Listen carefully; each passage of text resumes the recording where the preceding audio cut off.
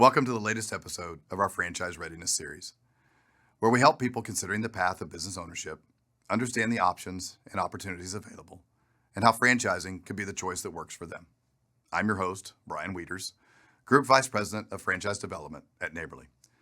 I've spent over 30 years in franchising, leading development teams at multiple brands in the quick serve, business services, and home services industries. As a values-driven leader in the franchise industry, Neighborly became a founding member of VetFran in 1991, with the mission to help veterans recognize the value of their skills and choose the best path forward. Today, VetFran is supported by over 600 member companies of the International Franchise Association and offers financial incentives and abundant opportunities to encourage military service members and veterans to enter the world of franchise ownership. Like many service members, you know you've reached a critical point in your life and career. It's likely why you are joining us here today. As you begin to think about life after the armed forces, or maybe you're already a business professional with a desire to grow, you're thinking about what's best for you, your family, your community, and your future. In exploring your options, it makes sense to search for something that will allow you to make the most of the experience and wisdom you've gained in the military. Look within the Neighborly system, bottom to top, and you'll find many former service members. It's part of our DNA. Today, I have with me three of Neighborly's veteran owners. I'd like to welcome Scott DeThomas. Scott, if you give me a little bit about your background and kind of what you do with Neighborly. Absolutely. Thank you, Brian. So for me, I'm retired Air Force, 30 plus years in the military. The day I left the military, the next day I started in operations doing retail for mid-sized credit union. A lot of good opportunities to be a leader. Whole time I was there, I was thinking something else. For about 4 or 5 years, it took me a little time to figure it out, but I eventually ended up in Neighborly, where I now own Mr. Handyman of Colorado Springs, Littleton, and Castle Rock, as well as Mr. Electric of Colorado Springs. Wonderful. Alice? Hi. My name is Alice Garcia, and I started out as an Army officer and spent about 5 years doing that. And then I started a corporate career in the financial services industry, and recently have transitioned now to be owner of Real Property Management in San Antonio. Wonderful. And Eric? Thanks for having me. Yes, my name is Eric Stewart, and I'm the owner of Window Genie of Killeen. And I'm retired military, Army, did 20 years. And then after that, I decided to go into overseas working as a civilian contractor. Completed that time for about 6 years, and then I started looking into franchising, and that's what brought me into the Neighborly community and to Window Genie. Wonderful. So each one of you's had some experience, both obviously in the military Yes. first, then went into the corporate world and a corporate job. How has your military background impacted you as a franchise owner? And Scott, we'll start with you. Great question. A lot of military have a hard time translating their military experience into the civilian world. For me personally, I believe just about everyone in the military has been an operator at some point. Doesn't matter what rank, but you've been through training, you've been through leadership, you've followed, you've been part of some type of operation throughout your military experience. That's really what a franchise is giving you the opportunity to do, is to buy an operational handbook manual that you can take your leadership, you can take your followership, your training, decision making that you've spent most of your military time doing, and then apply it to something that's rewarding, as in business ownership. So that's probably the biggest thing, is most people don't realize how much of their experience really translates directly to being a business owner. Great. Eric, you have anything to add to that? Yeah, for me, the bridge of the stress. I think that through the military, we've all had some levels of stress, whether it be to the max or to the minimal. Mm-hmm. And I think that for me, learning how to deal with stress in a stressful situation, that bridged over for me into the civilian sector and owning my own franchise. So it comes to the point where you hear the phrase, never sweat the small stuff. So I got bigger fish to fry. So I think of those things, and it works for me, the military. That's great. So Alice, anything for in your part? I think for me, it's been that can-do attitude and resilience. So I think in the military, we've all just, even if you think you can't do it, you figure out a way to make it happen. And so that is really important to business ownership. Mm-hmm.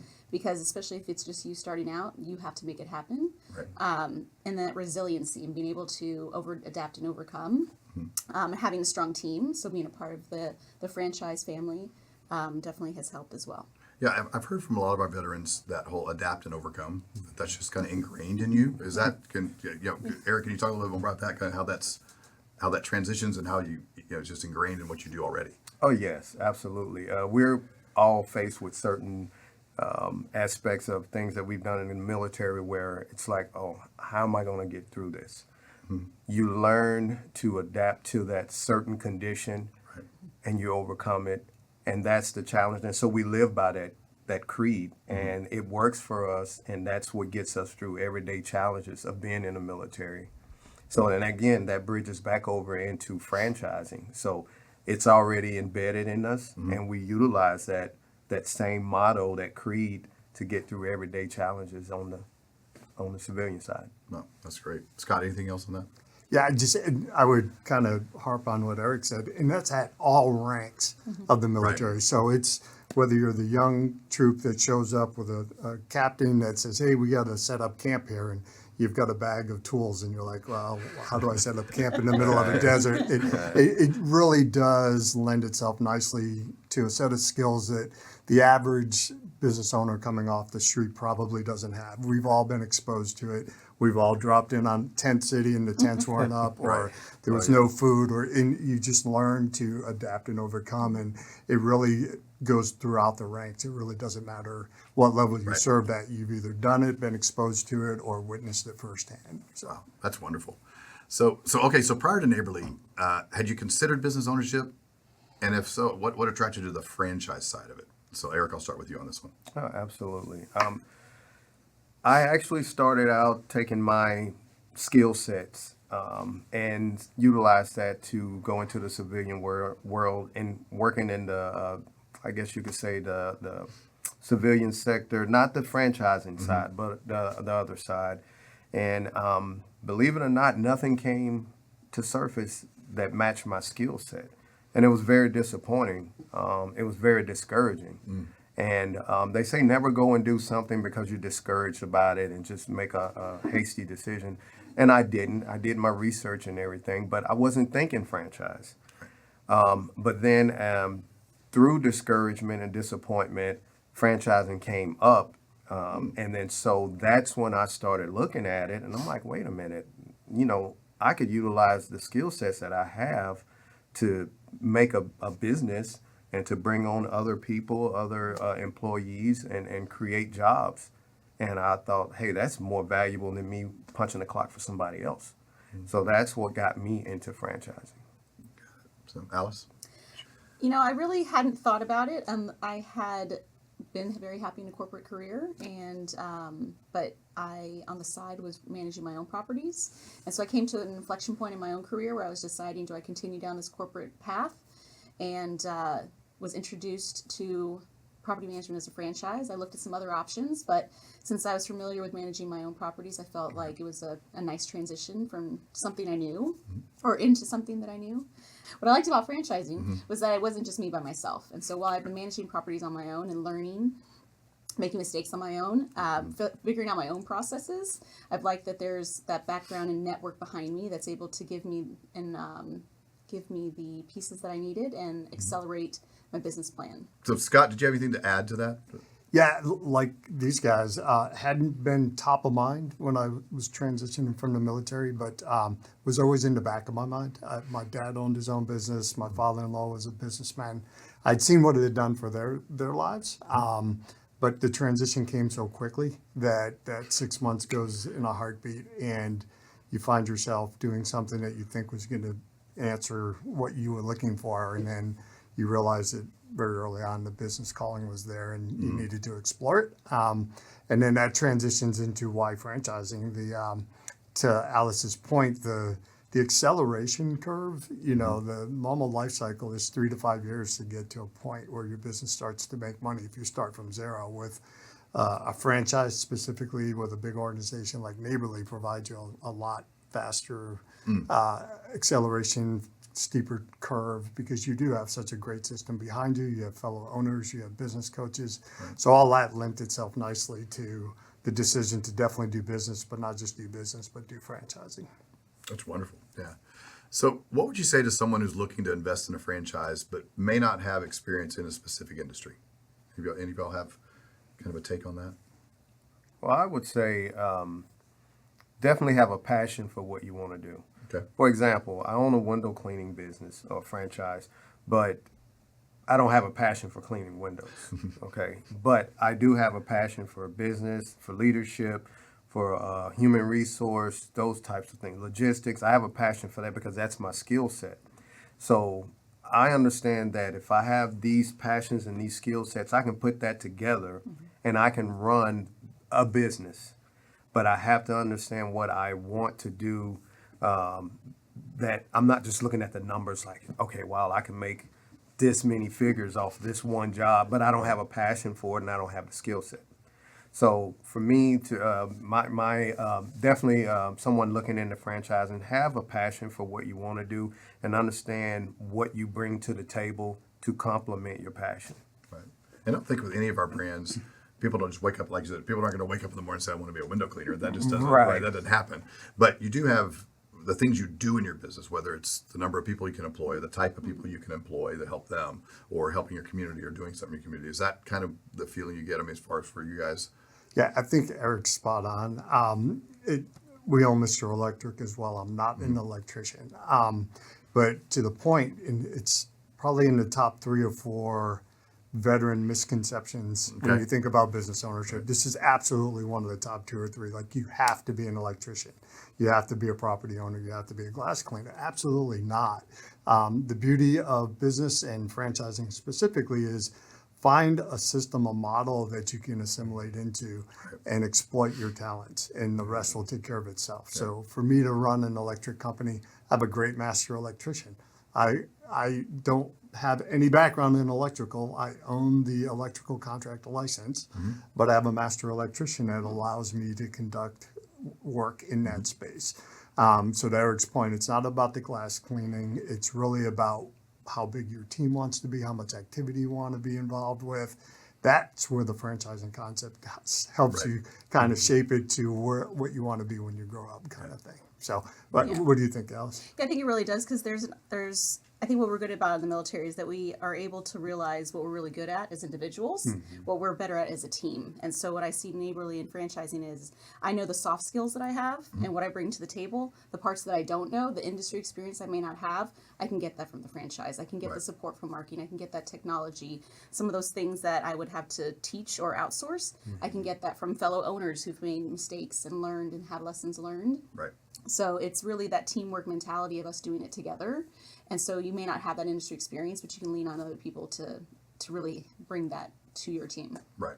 Yeah, I think that's the beauty of franchising as a whole. We talk about all the time. There's really 5 key areas, right, that so from a support standpoint that you should have, right, that are part of your business. But you're not going to be an expert in all 5 of those areas, right? There's marketing and sales, there's operations, there's management, there's training, and then there's financial, right? Those are the 5 areas you need experts in. But we don't expect you to be the expert in that, right? Whatever ones you're not good at, we're going to bring the experts in to support you in that regard, right? That's the beauty of having that team behind you. Yeah, and one other thing on that, Brian. It's not just the neighborly team, but now we have a network, right? So for veterans specific, I can tell you who the 20 veterans in the 10 in electric, 10 in handy, they're on my speed dial. So you literally have not only the support of the franchise behind you, but getting into an organization that does indeed promote veteran ownership, you now have a network of fellow owners that, to your point, maybe the support isn't exactly at neighborly, but I know I'm going to be calling Alice when I have a question on RPM from now until forever, kind of thing, which is really neat. Yeah, that is great. So let's go back to talking about veterans a little bit and a little bit more, and specifically on what do you believe makes a veteran such a great small business or franchise owner? Well, I feel that we've been trained to be by the numbers. So we understand doctrine, we understand regulations, technical manuals. So when you're buying a franchise, it's built that way. So all it does is just bridges what you already know, what you're already used to, the systems that you have in place that you're already utilizing. You bridge that into what Neighborly offers as part of the franchise or whichever franchise you get into, and you use that system to continue to grow your business. So we are by nature veterans, systematic people. So I think that's one of the things that makes a veteran ideal franchise owner. What do you think, Alice? I'd say, in addition to that, it'd be those soft skills, your leadership. I think all of us have had challenges in our different careers, regardless of what rank you are, what service you're in. We found ways to learn from those, and so I think that'd be what I would add. Yeah, I agree. Scott, anything else? I think if you really go even a step deeper, those are great answers. The amount of training, exposure, experience, decision making that every veteran has had, every veteran, doesn't matter what rank, you've been exposed to what I considered, in my 32 years of service, I was in a 32-year leadership laboratory. From the day you show up at the academy or basic training, whatever your entry point is, it's a leadership lab from day one. There's natural leaders, you're following people, you're learning. So your whole life is, at least to me, the military provides this enormous experiential learning, lab the entire time you're there. So all those soft skills, you're being exposed to good, bad, and different, all the training we get, the operations that we've been involved with, those are all super, super critical to making you successful in this space. And it gives you a leg up. I mean, the average person may have a tenth or half of that when they come to buy a business, but most of the military is showing up on day one with 80 or 90% of the tools in their tool bag. Right. And then they just have to work out that last piece. That's great. Scott, before we go to we've got some questions that came in from the audience while we've been talking, but before we go there, I know you and I, when we've done some other veterans events together, you've quoted a statistic about how many job changes a veteran's going to make after they get out of the military. Right. And there's a time frame in there. What is that It's again? crazy. Yeah. And so my sister used to work for a company and they hired a lot of colonels, and every colonel lasted about a year. So the average veteran, at least at my level, was 3 jobs in 5 years. Wow. And I think it's applicable probably across the board. And so when you peel it back, it's a great question, Brian. Why is it? It's culture, it's values, it's the things we grew up on, and very difficult to replicate that in any environment. I've been inside of some really cool organizations, and they do a great job attempting to do it, but it's really hard to replicate it when you've spent your whole life in it. That's one of the cool things about being an owner. Yeah. Dude, you can do it. I mean, if you like certain things, if Eric wants black boots every day, shine and spit shine, and these guys are lining up getting spit shine, right? And if you're in the creases on your uniforms, then Alice is going to be the one lining up her, teammates and her partners on her team to fit into the culture that you want. So that's one of those elements that probably drives most people on this long journey for those first 3 to 5 years. Is finding a good fit, finding the culture. You own your business, you can create that. You get to replicate it the way you want to do it. So, great question. Yeah, and that resonates, I think, because that's something I've seen in my career for the many years I've been doing this now and working with multiple people like yourselves, helping to find the right business that's a good fit for them. When it comes to questions about, well, what makes a successful owner? What is it? How do you keep staff? What's retention like? Those kind of questions. It does all come back to that, to culture, right? And you as the owner create that. And the earlier you create it in your business, the better, right? And then use that culture, whether it's a code of values, a mission statement, whatever you're doing, use that to hire and fire. Yeah. Right. And then you typically, when I see franchisees and small business owners do that, they don't have retention issues. They don't have issues of finding people because their current employees will bring them more. No. Right. That fit. Does that make sense? Yes, I that think- makes a lot of sense. And I think what we were talking about earlier is a lot of times veterans come out of the military and they feel underutilized in that first job, and maybe the second one, and they're searching for that that role that gives them the ability to use all of the tools that they have in their toolkit, and that's why they're moving around, because they're not feeling like they're doing all that they can do. Here with owning your own business, you get to do a lot of different things. Right. And there's Yeah. something every day that's different. You're dealing with different people, but you're really able to build something of your own and have that satisfaction in it. And that's not the same level of serving your country satisfaction, but to have something that you get to own and build really is that thing that I think is next to that. That's great. Yeah. So, wonderful. And I think just to add to what Alice was saying, a lot of us veterans, we like challenges. We welcome challenges. So we're looking for that. So some people like to take the easy route, but we want to face that challenge, because if we can overcome that challenge, then we know we're better off. We learned something. Now we're ready for the next level. So I'm always ready for the challenges. I'm looking for them. I know they're there, and I'm not going to run from them. So Right. veterans, we have that instilled in us as well. We're not going to run from a fight. We're going to go out there and we're going to do what we got to do. Right. That's great. So, do y'all have time? This has been a great conversation. I really appreciate it. There's been a couple of questions that have come in from the audience while we've been talking. Do y'all have a time? We'll just answer a couple of those. Sure, if you don't mind. absolutely, sure. Okay.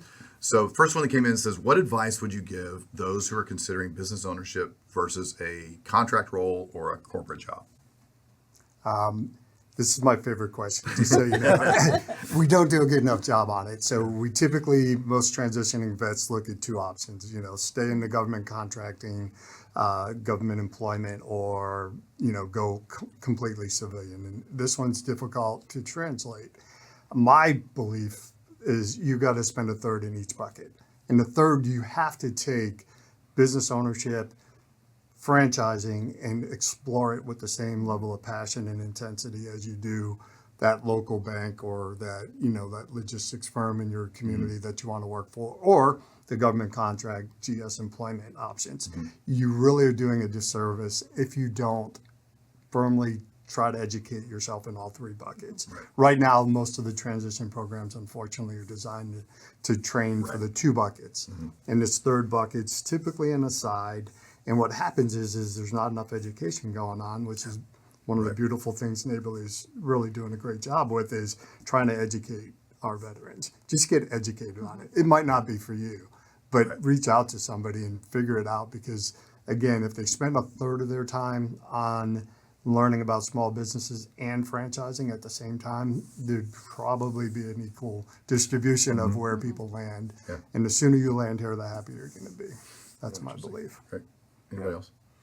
I can say that, like Scott just mentioned, just doing your homework. I know that there were some other business owners that had questioned me, why did you go into franchising? And, I've been owning my business for 20 years and I'm making this much amount of money.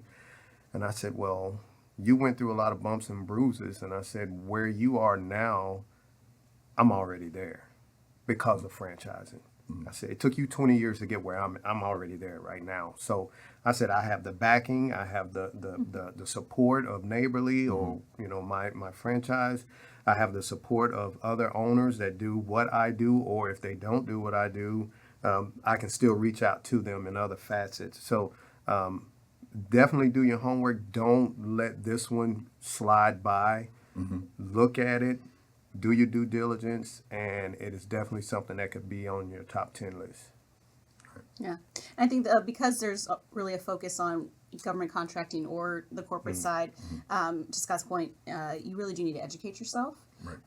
And if you do go that corporate route, and you're always having in the back of your mind, there's something else that might be better, that calling is still there, explore it, really look into it. You can start out maybe in a different franchise doing both, if that's something you have bandwidth, but reflecting on really what makes you happy. Well, how satisfied can you be? Is that going to be in a company where you work for the next 20 years and you get a retirement at some point, Right. or a second retirement?